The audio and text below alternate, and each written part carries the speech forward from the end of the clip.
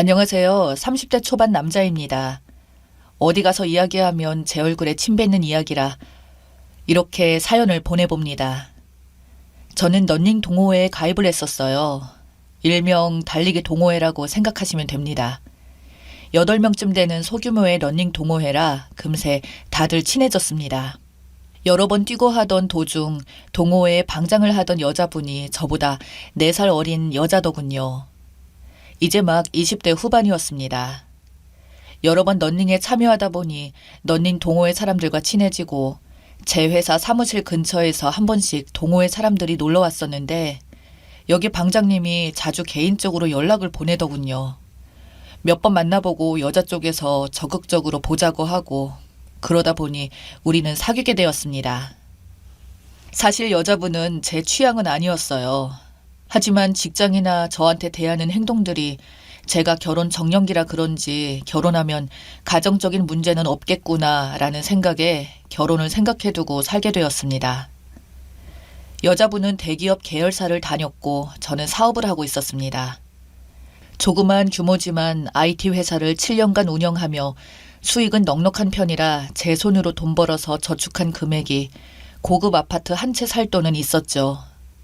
하지만 욕심이 없었고 차도 관심이 없던지라 저는 차도 없고 집도 없었고 나머지 헌금은 사업자금 겸 개인 돈으로 보유하고 있었습니다. 그 기간 당시에는 제가 새롭게 준비하던 프로젝트를 하고 있었고 소규모 회사에서 벗어나서 크게 키우고 싶은 마음에 사람들도 막 신규 채용하고 그러던 시기였던지라 여자친구에게 크게 신경을 못 쓰던 때였어요. 주말이 있는 날보단 없는 날이 더욱 많았던 시기였습니다. 여자친구는 특이한 점이 사귄 지 얼마 안 된 무렵부터 제게 결혼 얘기를 자주 했습니다. 저는 정말 천천히 서두르지 않았으면 좋겠다고 했지만 사귄 지 한 달 만에 여자친구 부모님께 인사를 드리게 되었고 2달째 저희 부모님도 보여드리게 되었습니다. 특이하게도 저희 부모님과 여자친구 부모님이 전부터 알던 사이라고 하더군요. 여자친구 집은 그렇게 넉넉한 편은 아닙니다. 하지만 여자친구 부모님 모두 진작에 은퇴하시고 소일거리 정도 하시면서 쉬고 계셨고 여자친구 본인도 대기업도 아니고 계열사이다 보니 월급이 많은 것도 아니었고요.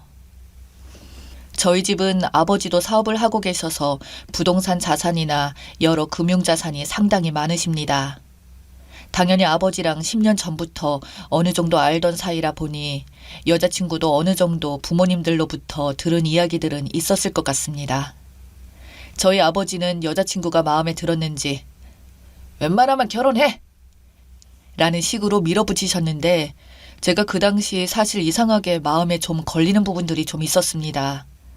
저랑 데이트를 하는 동안 단 한 번도 여자친구가 계산을 한 적이 없는 점, 그리고 제가 차를 안 사는 것에 대해서 여자친구는 엄청난 불만들을 계속해서 표현했습니다. 저는 차를 별로 좋아하지 않아서 정말 돈이 넘쳐나서 수입차 같은 걸 사면 모를까, 타지도 않는 차를 살 여유가 없다고 계속해서 정말 일주일에 한 번은 차 얘기를 해서 제게 스트레스를 줬습니다. 여자친구의 말은 저에게 결혼하고 단칸방이라도 살아도 좋으니 빨리 결혼하고 싶다고 했지만 친구들과 호텔에서 조식 먹으러 다닌다든지 항상 밖에서 뭔가 화려하고 사치스러움을 좋아했습니다. 제가 사업차 출장이 많을 때도 세미나 중일 때도 여자친구에게 전화가 와서 다급하게 지금 회의 중이라고 해도 계속 전화를 했고 전화를 받으면 겨우 그딴 식으로밖에 하지 못하냐는 등 이상한 행동을 했다가 사과하기도 하더군요. 그렇게 여자친구가 결혼을 하자는 걸 저는 계속해서 식장이나 상견례를 미루면서 어느덧 3년을 만났습니다. 그쯤 되니 결혼 이야기를 듣는 저도 짜증나고 여자친구도 말할 때마다 스트레스를 받는 것 같더군요. 한 번은 여자친구가 커플링을 하자고 계속해서 이야기를 하길래 제가 커플링을 하고 싶지 않다니까 백화점 갈 때마다 명품 주얼리 샵으로 끌고 가서 커플링을 보여달라고 하며 저에게 압박을 줬어요. 저는 결혼 반지 아니면 안 한다고 거절했습니다. 매일매일 징징거려서 너무나 답답해서 핸드백은 사준 적은 한 번 있습니다. 그러던 어느 날 제가 아주 중요하게 진행하던 사업이 사실상 망하게 되었죠. 그동안 모은 돈의 90% 이상이 날아가고 직원들과의 갈등 문제도 있고 정리 문제도 있던 찰나에 그때부터 여자친구의 태도가 180도 변하기 시작했어요. 너무 힘들어서 여자친구에게 정신적으로나마 기대고 싶었는데 제가 힘든 부분들을 이야기하면 생각하지도 않고 항상 인상만 쓰고 있었습니다. 왜 그러냐고 물으면 듣기 싫은 이야기한다고 레스토랑 가고 싶다고 하더라고요. 그리고 좀 더 지나면서 제가 형식적으로 남은 돈이 이 정도쯤 되니 오피스텔 방 2칸짜리를 신혼집으로 해서 하는 게 어떻냐고 말했어요. 그랬더니 부모님한테 손 벌리면 안 되냐고 묻더군요. 제가 부모님한테 손은 안 벌리고 싶다고 하니 갑자기 현실적으로 지금 결혼을 하는 게 맞지 않을까? 라고 하더군요. 그래서 제가 너 나 돈 보고 만나냐고 물으니 막 울기 시작하길래 겨우 어르고 달래서 회사 일을 수습하고 오는 중 여자친구 집에서 저를 찾아서 결혼 약속했습니다. 뭐라 말씀드리기에 참 애매해서 이대로 상견례를 잡았고요. 상견례를 하는 중으로 머릿속으로 이게 아닌데 라고 생각하고 있지만 아버지가 제 사정을 아시고 집을 해주신다고 했습니다. 그래서 여자친구와 결혼 박람회도 다녀오고 집을 찾아보고 있었어요. 근데 신혼집을 찾으면서 많은 집을 봤는데 저는 신축, 구축 상관없이 제 돈으로 하는 게 아니다 보니 어색하고 불편했습니다. 사실 저는 사업을 하면서 단 한 번도 부모님 돈을 받아본 적도 없었고 결혼도 집도 제 돈으로 할 수 있었던 시기였거든요. 그런데 여자친구는 오래된 건물 같으면 무조건 싫다고 했고 신축만 고집하고 있는 것 같았습니다. 또 거리가 멀게 되니 차 이야기를 다시 하더군요. 그래서 모은 돈 얼마 있냐고 물으니 3천 정도 된다고 합니다. 제가 너무 스트레스 받아서 난 내 돈도 아닌데 부모님 돈으로 이 집 아니면 안 된다고 또 이 집 아니면 안 된다 이런 말은 할 수가 없다고 그냥 우리가 가진 돈으로 전세로 함께 시작하고 살고 싶다고 하고 오늘 몸이 안 좋아서 일찍 집에 들어간다고 했죠.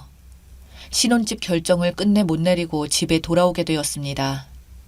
그리고 그 와중에 제가 지금 사업으로 월세 계약한 오피스텔이 빈방이 되었는데 계약 만료일까진 8개월 이상 남았던지라 방을 내놓았다고 하자 여자친구가 에어앤비 숙박업을 한다더군요. 그래서 제가 처음에 거절했었습니다.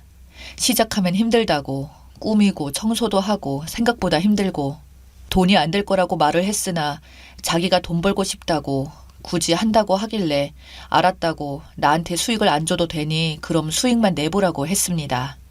실제 여자친구가 준비하는 기간 동안 방을 보겠다던 부동산에서 연락이 몇 번 왔으나 거절했어요. 그리고는 첫 한 달 수익금이 시작하자마자 80%가 예약이 되면서 저한테 이만큼이나 벌었다고 자랑을 하면서 저한테 월세를 주겠다고 하더군요. 그래서 제가 미안한데 조금만 더 벌게 되면 10만 원 정도만 더 줄 수 있냐고 관리비가 나오니 그것도 내야 한다고 하니 그때부터 여자친구가 돈을 버는 게 그리 못마땅하냐며 속이 뒤틀릴 것 같다고 스트레스 주는 것 같다면서 막 성질을 냅니다. 제가 하도 황당해서 오피스텔 관리비는 그럼 내가 내는 거니? 사실 내가 쓰는 방도 아니고 관리비랑 월세랑 매번 지불을 하는 거라 내야 되는 비용인데 난 내가 보증금 다 내고 한 푼도 안 받고 너 하고 싶은 대로 다 하게 뒀는데 지금 관리비 무조건 달린 것도 아니고 숙박업이 더 잘 되면 원래 내야 되는 돈이 이만큼이니 달라고 한 거야. 이것도 문제야? 라고 따지니 갑자기 집 계약서를 달라고 합니다. 여자친구 말은 제가 이 집 계약서를 관리비 포함해서 얼마를 내는지 알려달라는 것 같은데 아마 혼자서 살아본 적이 없다 보니 월세 따로 관리비 따로 개념을 이해 못한 건지 제가 여자친구를 속이는 것처럼 취급당하니 기분이 아주 좋지 않았어요. 계약서를 보내면서 진짜 질린다 라고 한마디 보내고는 아무 말 없길래 그냥 잤습니다. 그랬더니 새벽 4시부터 카톡이 도배되더니 온갖 쌍욕이 다 적혀 있었습니다. 10원짜리 욕부터 제가 자기한테 돈 쓰는 걸 아까워한다면서 저한테 말한 적도 없는 내용들이었는데 제 눈치가 보여서 못하는 일이 많다는 등 엄청난 욕설과 함께 적어놨더군요. 전 제가 처음에 잘못 본 줄 알았어요. 살면서 누군가한테 이렇게 욕을 먹은 적도 처음이고 새벽에 잠이 다 달아나더군요. 멍하니 보고 있는데 실시간으로 계속해서 쌍욕들이 올라오더군요. 전에 영화 뭐 보고 싶냐고 물어본 것도 제가 그 의도적으로 여자친구가 보고 싶은 거 못 보게 하려고 유도한 거라는 식으로 말하는 것마다 말도 안 되는 이야기들이 이어졌고 10원짜리 욕들이 추임새처럼 들어가더군요. 제가 그래서 답변으로 말했습니다. 그만하자. 라고 하니 뭘 그만하냐며 또다시 욕을 하더군요. 그게 아니라 결혼하지 말자고. 우리 아무 일 없던 사이로 지내자고. 결혼하기 전에 너가 이런 사람인 거 알게 해줘서 너무 고맙다. 고 하니까 그때도 욕을 더 적으면서 아니, 내가 기회 줄게. 라고 하더군요. 어이가 없어서 필요 없으니까 두 번 다시 동호회에서 마주쳐도 아는 척하지 말아줬으면 좋겠다고 경찰에 신고할 거라고 하니 또 욕하다가 아침 돼서 전화가 오고 카톡도 전화를 안 받으니 카톡과 문자를 도배해서 잘못했다고 정신이 잠시 나간 것 같다고 한 번만 용서해달라고 어쩌고 저쩌고 써 있었습니다. 하지만 저는 미안하다고 나는 너를 보면 무서울 것 같다고 했습니다. 그랬더니 저희 집 앞에 퇴근하고 와서 4시간이나 서 있다 가고 전화랑 카톡은 또 도배해놨더군요. 솔직히 남자지만 여자가 이렇게 무섭고 소름 돋았던 건 처음이었습니다. 사무실에도 찾아와서 무릎을 꿇으면서 빌길래 직원들 보기가 민망했고 어쩌다 보니 다시 만나게 되었는데 같이 있어도 무섭고 뭘 해도 여자친구가 좋지가 않았습니다. 계속 또 결혼식장 보러 가자 박람회도 계속 가자고 하고 여자친구는 잘하려고 하는 게 눈에 보이긴 하지만 저는 정말 그때 그 일만 생각하면 소름 돋고 그렇습니다. 이미 머릿속으로 여러 번 헤어질 생각을 하는 중이고 결혼한다 하더라도 이혼을 해야 할 것 같은 생각이 들어서 언제 말을 할까 이렇게 해야 하나 계속 고민하다 이렇게 하소연 겸 글을 올려보네요.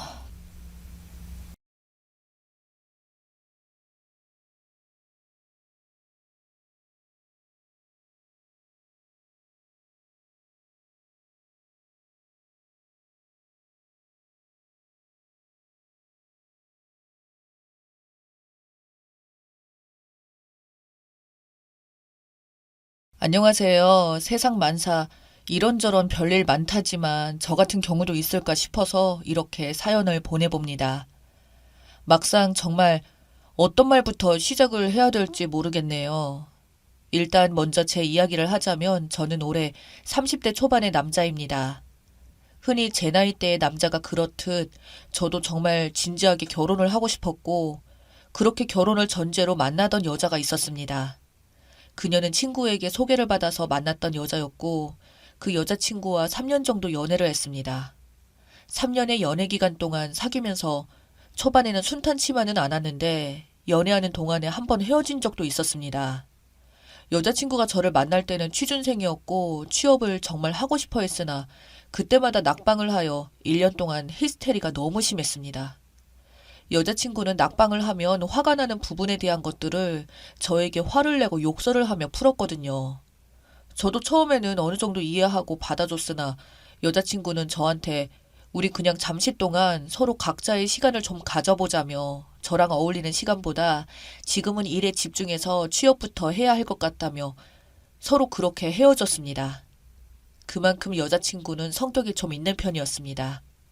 그렇게 여자친구와 헤어진 지 얼마 지나지 않아서 여자친구는 대기업에 취직을 하게 되었고 취직을 하자마자 저한테 연락이 와서는 그동안 자기 때문에 정말 미안했다며 밥 한번 같이 먹고 싶다는 말에 둘은 다시 만나게 되었습니다. 그리고 취직을 한 이후로 2년의 기간 동안은 사실 별 문제는 없었습니다. 여전히 여자친구의 성격적인 부분은 좀 있었으나 본인이 취업을 하면서 자존감을 좀 회복했는지 화가 나면 여전히 성격이 좀 나오기는 했지만 웬만해서는 화를 내지는 않더라고요.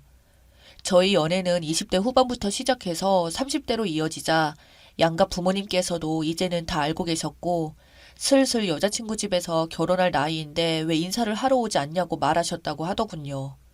제가 아직 좀 부족해서 집을 살 형편이 안 돼서 말을 못 꺼냈다고 말하니 여자친구는 저를 보고 사회초년생 주제에 무슨 집이냐며 다 늙어서 결혼할 거냐는 말에 저도 납득을 하고 인사도 드리러 갔고 그런 제 생각을 장인어른은 기특하다고 여기셨는지 무남동녀 외동딸이라 결혼할 때 재테크로 가지고 있던 아파트가 있는데 거기서 일단 살으라고 하더군요.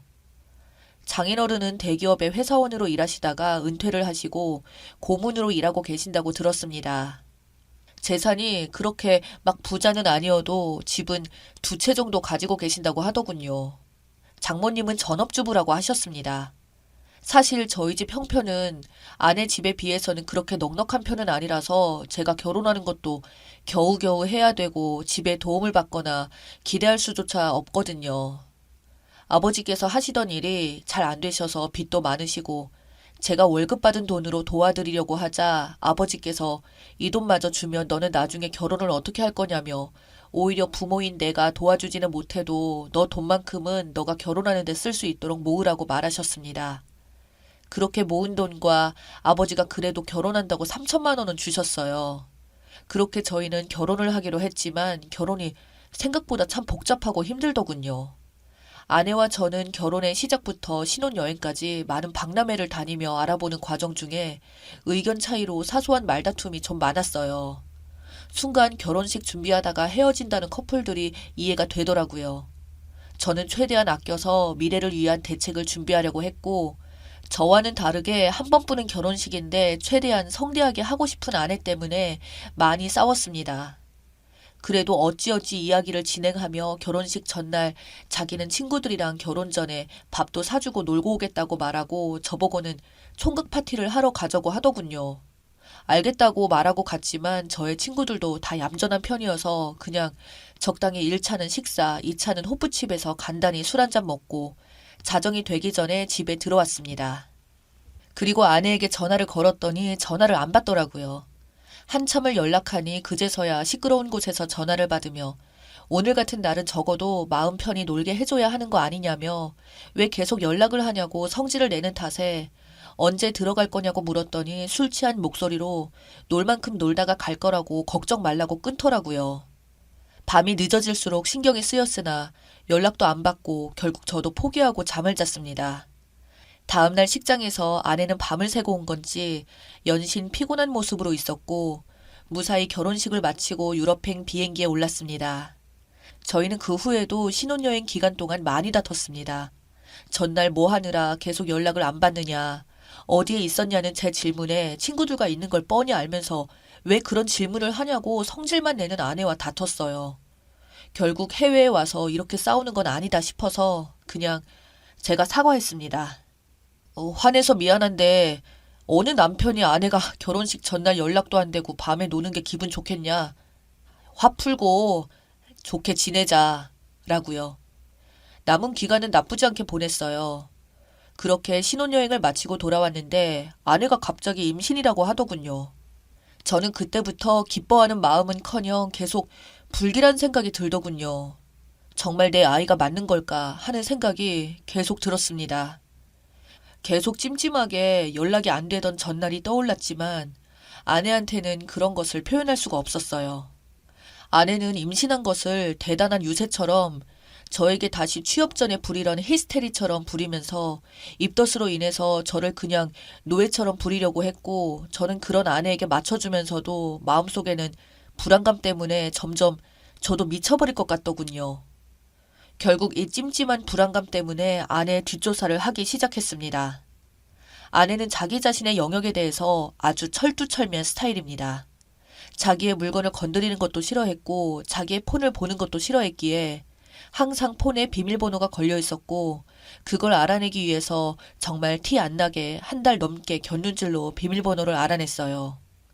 아내는 잠귀가 밝은 편이라서 제가 잠자는 도중에 조금만 움직여도 깨는 편이거든요. 의심도 많아서 제가 자기를 의심한다는 걸 눈치채기 전에 알아내야 해서 만약 제 불안한 생각이 틀렸을 때는 안 봐도 엄청나게 화낼 것이 뻔히 보였기에 저는 더욱 조심스러웠지만 다른 것도 아니고 임신에 대해서는 필히 확인을 해보고 싶었어요. 그래서 기회를 노리고 있었는데 아내가 주말에 하루는 낮잠을 잔다며 방에 들어갔는데 피곤했는지 휴대폰은 거실 소파에 두고 들어가더군요. 그렇게 아내가 잠을 자는 동안 핸드폰을 열어볼 수 있게 되었습니다. 정말 무슨 첩보영화 남자 주인공처럼요. 그렇게 휴대폰을 열고 하나하나 카톡에 있는 대화를 보는데 저는 제발 저의 불안한 생각이 간절하게 틀리기만을 빌었습니다. 카톡 대화 내용을 살펴보니 아내의 전 남친과 대화를 한 게 있었고 둘의 대화 내용에는 전 남친이 말하기를 어제 오랜만에 좋았다고 결혼식은 잘했냐며 대화를 나누다가 아내가 갑자기 임신 이야기를 전 남친에게 말하자 전 남친은 그거 혹시 내 아이는 아니지? 라고 남겨져 있더군요. 아내는 그 말에 몰라. 설마 네 아이가 맞더라도 아이는 낳으면 땡이지. 했더니 전 남친은 당황했고 네가 안전하다고 했잖아. 라는 말의 답변은 안전하게 하라고 했지 안전하다고는 안 했어. 왜? 네가 스릴 있다며. 라더군요.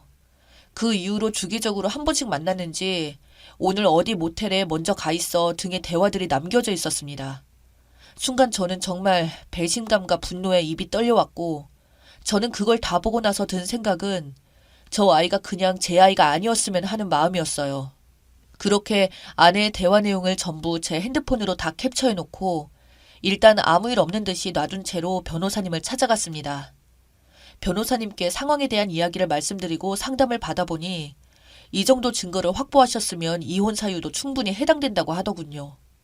그래서 증거는 많으면 많을수록 좋으니 지금보다 더 구할 수 있으면 최대한 구하라고 하시네요. 그렇게 지옥 같은 시간을 감내하며 한동안 친구들을 모은 다음 장인어른 집에 가게 된 날 다 터뜨렸습니다. 아내의 대화 내용부터 시작해서 바람 피운 상대의 사진을 들이밀며 다 말했습니다. 장인어른과 장모님도 아시는 이 남자랑 바람 폈고 뱃속의 아이도 제 아이가 아닐 수도 있다고요. 제 말을 믿지 못한 장인 장모님은 제가 보여준 사진들을 보면서 어쩔 줄 몰라 하셨고 아내는 부끄러운지 얼굴이 시뻘개져서는 저한테 달려들면서 욕을 하며 제 폰을 뺏으려고 했습니다. 저는 그 와중에도 이 여자와는 못 살겠다고 이런 여자가 뻔뻔하게 당당하게 사는 것도 아니라고 본다고 이미 이 여자 회사 팀장님과 동료들에게 메일로 모든 자료들을 다 돌렸다고요. 아내가 적반하장으로 저더러 고소를 한다고 하길래 어디 한번 해보라고 했죠. 아내는 명예훼손이라고 하길래 그럼 상간남 위자료를 비교하면서 아마 내가 이길 거라고 적어도 너같이 더러운 여자가 세상에 뻔뻔하게 사는 것은 난 절대 용납 못한다고 했습니다. 장인어른이 그래도 이렇게까지 한 것은 어쩌고 싶다는 거냐고 묻길래 장인어른 같으면 제 뱃속의 자식이 내 아이인지 아닌지도 모르는 자식을 키우면서 히스테리나 부리는 여자를 데리고 살 자신이 있냐고 되물었습니다. 아무 말도 못하시더군요. 장인어른, 따님이 전남친과 나눴던 카톡 대화 내용을 다시 떠올려 보세요. 저는 그 카톡에 더러운 대화 내용들만 생각해도 아주 치가 떨립니다. 그리고 그 대화 내용 증거를 모으는 동안 피를 토하는 심정으로 참았다고요. 장인은 미안하다며 저에게 할 말이 없다고 하시더군요. 그렇게 장인의 집을 나와서 집으로 돌아오는데 눈물이 계속 흘러내렸습니다. 속은 시원했지만 그동안 이 여자를 사랑했던 제 자신이 너무 한심하고 밉더군요. 그렇게 저희는 이혼 절차에 들어가고 위자료와 상간남 위자료까지 다 받았습니다. 그 여자는 다니던 회사를 자기 손으로 자진해서 나갔다고 하더군요. 아마 회사 쪽에서도 다 알려져서 다닐 수도 없었겠지만요. 그 후 아이를 출산했다고 장모님께 연락이 왔길래 친자 확인을 해보고 맞으면 양육비 부분에 대해서 다시 연락을 주신다고 하시네요. 전화를 끊는 순간 제 아이일 거라 생각하고 아내에게 몸종처럼 생활을 하며 음식들을 사다 바친 제 생활이 어렴풋이 떠오르더군요. 아이의 머리카락을 채취해서 친자 확인을 하였고 그렇게 친자 검사 결과를 보고 한참을 어이없어서 웃었습니다. 제 아이가 아니었거든요. 저는 그래도 한때 사랑했던 그 더러운 여자에게 문자로 전남친이란 자식 찾아가서 돈을 달라고 하라고 2번 다시 나 찾지도 연락할 생각도 하지 말라고 욕을 잔뜩 적어서 보냈습니다. 그렇게 시간이 흘러 그 일이 있었던 지도 2년. 요즘 여러 가지 사연들을 보면서도 그 이후로 결혼을 안 하고 살아가는 게 잘하고 있는 것 같다는 생각을 합니다.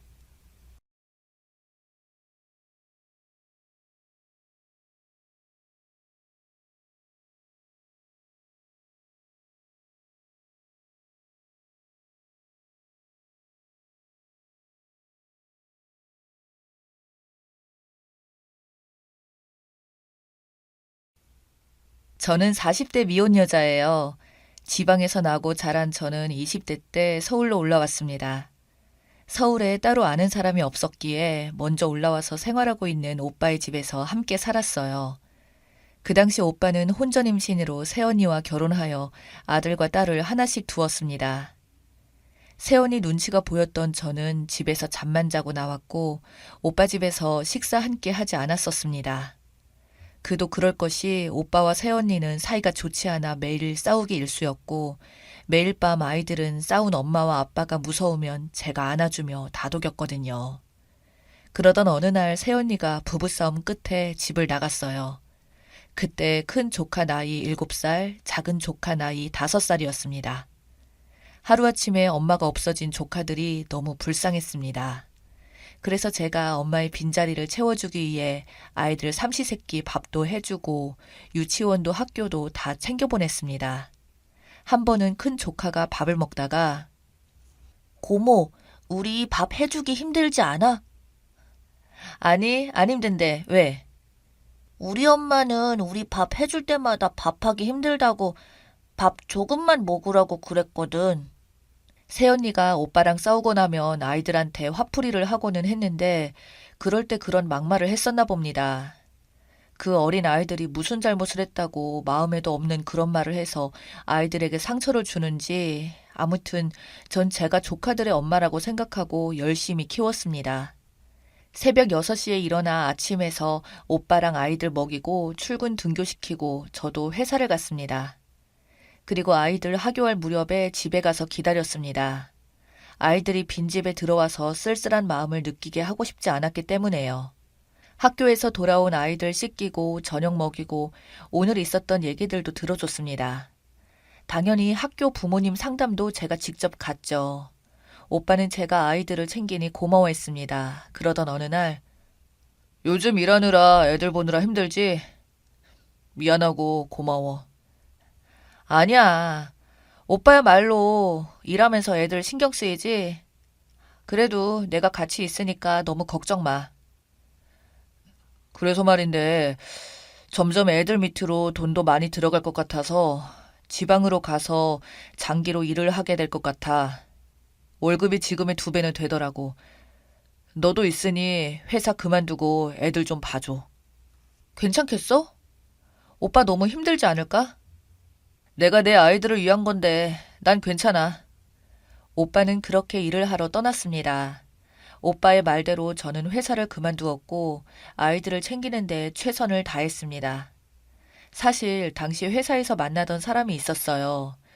그 사람이 제게 1년 뒤 결혼을 하자고 했었는데 제가 없으면 남겨질 조카들이 걱정이었습니다. 그래서 청혼을 받아들이지 않았습니다. 너무 사랑했지만 헤어졌어요. 그 사람을 잊기 위해서도 아이들 챙기는데 더 많은 노력을 기울였습니다.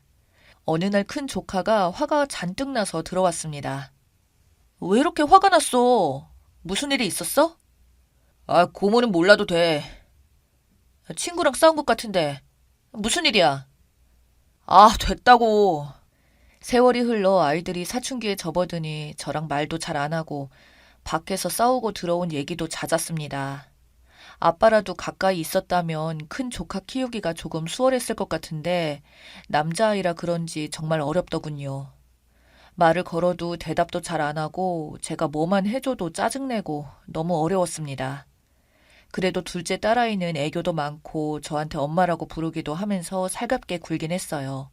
하루는 큰 조카가 하도 싸우고 와서 둘째 조카한테 오빠 요즘 왜 저렇게 화만 내고 싸우고 오는지 아냐고 물었더니 친구들이 엄마 아빠도 없고 고모랑 사는 고아라고 했다네요. 상처되는 말을 하니 아이가 마음이 아팠나 봐요. 그래서 제가 섣불리 다가가면 안 될 것 같아 오빠와 얘기를 나누었습니다. 어쩌겠냐. 아이들 눈높이에서는 사실인걸.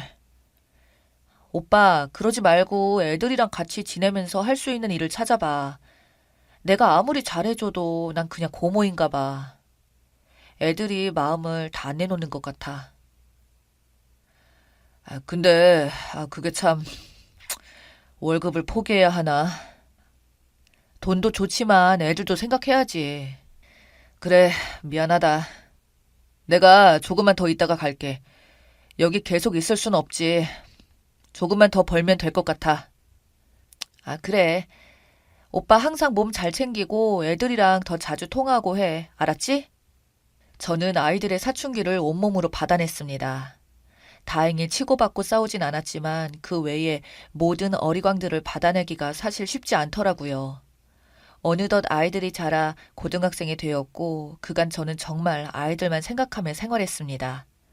그런데 갑자기 새언니가 나타났습니다. 집 나가던 그때 그 모습에서 나이 40 먹은 모습으로요. 아가씨 잘 지냈어요? 제가 잘 지냈을 것 같아요. 언니는 잘 지내셨어요? 저도 힘들게 살았어요. 애들 보고 싶어서 왔어요. 애들 몇 시에 와요? 이제 와서 갑자기 애들이 보고 싶어서요. 애들이 얼마나 힘들게 자랐는데. 친구들한테 엄마 아빠 없는 고아라는 소리까지 들으며 마음에 상처를 가득 안고 자랐어요. 난 그 상처 받아내느라 얼마나 힘들었다고요. 아가씨, 나 아가씨한테 그 역할 해달라고 한 적 없어요. 아가씨가 좋아서 해놓고 왜 생색이에요? 언니, 지금 그게 언니 아이를 20년 넘게 키워준 사람한테 하는 말은 아닌 것 같은데요. 아, 그냥 단도직입적으로 말할게요. 오빠랑은 얘기가 다 됐는데 애들 이제 제가 데려가서 키우려고요. 그동안 애들 키워줘서 고마워요. 네? 애를 데려가신다고요? 누구 맘대로요? 애들한테 의사는 물어봤어요? 나 애들 엄마예요. 애들 키우느라 고생한 건 아는데 이제라도 아가씨도 아가씨 삶을 살아야죠. 아니, 애들 데리고 어디 가서 지내시려고요. 내가 애들 키우느라 얼마나 힘들었는데 애들 데려가서 잘 키울 수 있어요? 엄마 자식 간의 일이니 제가 그 사이를 갈라놓을 수는 없겠죠. 그런데 저한테 이 정도 물어볼 권리는 있다고 생각해요. 저도 오빠랑 성격이 안 맞아서 맨날 싸우니까 집 나간 거지. 나가서도 애들 잊어본 적 없어요. 그리워했다고요. 그래서 닥치는 대로 열심히 일해서 돈 모았어요. 같이 지낼 집도 구해놨고요. 오빠에게 연락을 했습니다. 전화를 받지 않더군요. 그리고 문자가 옵니다. 세연이랑 얘기 끝냈어. 애들 보내. 고생 많았다. 너무 허무했습니다. 지난 10년간 아이들은 제가 키웠지만 부모가 아닌 이유로 저는 어떤 의견도 말할 수 없었습니다. 학교에서 돌아온 아이들은 엄마를 만났습니다. 작은 조카는 엄마를 보자 그동안 보고 싶었다며 끌어안고 울고불고 하더군요. 왜 안 그렇겠어요. 5살 때 헤어졌으니 보고 싶었겠죠. 큰 조카는 엄마를 보더니 냉정하게 굴더군요. 하지만 결과적으로 모두 엄마를 따라간다고 합니다. 그 길로 아이들은 짐 싸서 갔어요. 집에 혼자 남겨져 있는데 갑자기 빈털터리가 된 것 같았습니다. 마음에 빈털터리가 된 거겠죠. 당장은 누군가를 위해 밥과 집안일을 하지 않아도 돼서 좋았을 만도 한데 대신 너무 슬펐습니다. 거울 속 제 모습을 들여다보는데 웬 아줌마가 한 명 있더군요. 지나간 세월이 너무 아까웠습니다. 돌릴 수 없는 이 시간들을 저는 누구를 위해 썼을까요? 아이들은 제게 연락 한 번 없었습니다. 어찌 지내는지 너무 궁금했는데 괘씸해서 꾹 참았습니다. 오빠 가족에게 철저히 이용당한 기분이 들더군요. 참담했습니다. 그런데 계속 그렇게만 있고 싶지 않아 활력을 찾기로 했습니다. 일을 다시 시작했고 저 스스로도 꾸몄습니다. 그동안 만나지 못했던 친구들에게 연락해서 만나기도 했고 취미생활도 했습니다. 삶에 생기가 돌더군요. 나를 찾아가는 과정 같아 매일이 좋았습니다. 그 사이사이 연애도 하고 오빠 가족에게 얽매이지 않고 지냈습니다. 물론 문득 아이들의 안부는 궁금했지만 그냥 무소식이 희소식이라고 생각했고 그렇게 10년이 지나고 그 사이 저는 마음 맞는 좋은 사람을 만났습니다. 결혼식은 따로 올리지 않고 혼인신고만 하고 살림을 차렸어요. 그는 너무 따뜻한 사람이었습니다. 서로 바라는 이상도 같고 여러 가지 면에서 저희는 비슷했습니다. 그렇게 평화로움이 계속되던 어느 날 잊고 지냈던 새언니에게서 연락이 왔습니다. 전화를 받을까 말까 고민하다 아이들 소식도 궁금하고 해서 전화를 받았어요. 여보세요? 아가씨, 잘 지내시죠? 언니는 여전하시네요. 갑자기 사라졌다 나타났다가요. 애들은 잘 지내죠? 애들도 잘 살죠. 연락한 건 다른 게 아니라 이번에 큰애가 결혼하거든요. 어머, 정말요? 언니, 그래도 애들 결혼한다는 연락도 해주고 고마워요. 아우, 이제 정말 다 컸네요. 저한테는 아직 아이 같은데 가정을 꾸린다니. 그래서 말인데요. 장가를 보내려니 돈이 제법 많이 드네요. 아가씨도 애들 엄마나 다름없잖아요. 애들 결혼시키는데 고모가 축의금 준다고 생각하고 돈 좀 보내주세요. 네? 언니 저한테 돈 맡겨놨어요? 애들 키울 때도 돈 한 푼 안 주셔놓고 갑자기 애들 결혼도 저보고 돈을 보태라고요? 제가 언니한테 받을 돈이 있는 것 같은데요. 아가씨 그렇게 안 받는데 진짜 야박하네요. 가족끼리 다 그런 거지. 돈 없으면 그냥 없다고 하면 되지. 왜 말이 길어요? 그래요. 돈 없어요. 그러니까 그런 일로 저 찾아오지 마세요. 결혼식은 언제 해요? 식장에 가서 축의금은 할게요. 됐어요. 오긴 어딜 와요. 안 와도 돼요. 오빠도 안 올 테니. 오빠 안 간대요? 왜요? 오빠한테 물어봐요. 다른 살림 차렸는데 오겠어요? 그 길로 오빠한테 전화를 했습니다. 오빠는 이미 10년 전 일하고 있던 지방에서 다른 사람과 동거 중이라고 하더군요. 가만 생각해보니 제가 아이들을 키울 때도 오빠 가족들은 저만 빼고 그들끼리 연락하고 지냈나 봅니다. 저는 이용만 당한 것 같았습니다. 물론 생활비는 오빠가 한 번도 빠짐없이 보내주었지만 지난 세월이 너무 억울해서 변호사를 찾아갔습니다. 제가 지난 일들을 얘기하며 혹시 새언니를 대상으로 양육비를 청구할 수 있을지 하고요. 물어보니 가능하다고 하더군요. 하지만 승소 확률은 보장할 수 없다고 했습니다. 그나마 긍정적으로 볼 수 있는 부분은 새언니가 가출을 한 것이며 그 이후로 단 한 번도 연락 없이 아이들의 양육에 소홀하고 금전적인 보탬도 하지 않았다는 것이더라고요. 청구가 될 만한 것들 모두 모아봤습니다. 증거들은 넘쳐났기에 모으기 어렵지 않았어요. 소송이 시작되는 걸 알고는 새언니는 아가씨, 훈이 좋은 일 앞두고 이래야겠어요? 아들 결혼하는데 돈 한 푼 안 보태주면서 나한테 돈을 뜯어내야겠냐고요. 정말 이러고 싶어요? 언니, 제가 돈을 뜯어내는 게 아니라 언니가 해야 할 일을 제가 대신 했으니 그것에 대해 보상하라는 거예요. 저한테 부탁하신 적은 없지만 제가 해야만 하는 일이었잖아요. 언니 그렇게 집 나가고 오빠는 지방으로 일하러 가고 저 없었으면 애들 어쩔 뻔했어요? 피는 물보다 진하다는데 아가씨는 아닌가 봐요? 그럼 언니는 피는 물보다 진해서 생떼 같은 5살, 7살 자식 새끼 하루아침에 놓고 뒤도 안 돌아보고 왔어요? 새언니는 말문이 막히는지 아무 말도 못합니다. 제가 아이들 키운 10년 세월을 생색내고 싶었던 건 아닙니다. 새언니가 다시 돌아왔을 때 진심을 담아 그간 고생 많았다는 말만 한마디 했었어도 제가 이러지 않았을 겁니다. 그런데 저 진짜 아가씨 몸으로 애들 키우는 것도 너무 어렵고 힘들었는데 감사의 말 한마디 없는 게 괘씸했습니다. 전 지금 소송 중입니다. 변호사님 말씀대로 피소할 수도 있겠죠. 만약 그렇게 된다고 해도 괜찮습니다. 대신 다음에 비슷한 일로 돈이 필요할 때 더 이상 저를 찾아오지 못하겠죠. 제게 인생이 다시 한번 주어진다면 그땐 제가 조카를 도맡아 키우지 않고 오빠 집안의 일이고 애들도 알아서 키우라고 할 것 같습니다. 제 인생이 아까워서냐고요? 아니요. 아이들 키우면서 보람되고 행복했던 적도 많았기 때문에 그렇지 않아요. 다만 부모라면 아이들만 낳아놓고 잘 키워야 하는 의무는 다하지 않는 오빠 부부가 괘씸하고 부모 사랑 못 받고 자란 아이들이 안쓰러워서요. 그런데 그런 마음으로 키운 조카들이 제 손을 떠난 지 10년이 되었는데도 연락 한 번 안 오네요. 엄마와 지내는 것이 너무나 좋은가 봅니다. 저도 더 이상 조카들에게 연락 오는 것은 기다리지 않고 제 남편과 함께 행복하게 지내보렵니다. 지금까지 들어주셔서 감사합니다.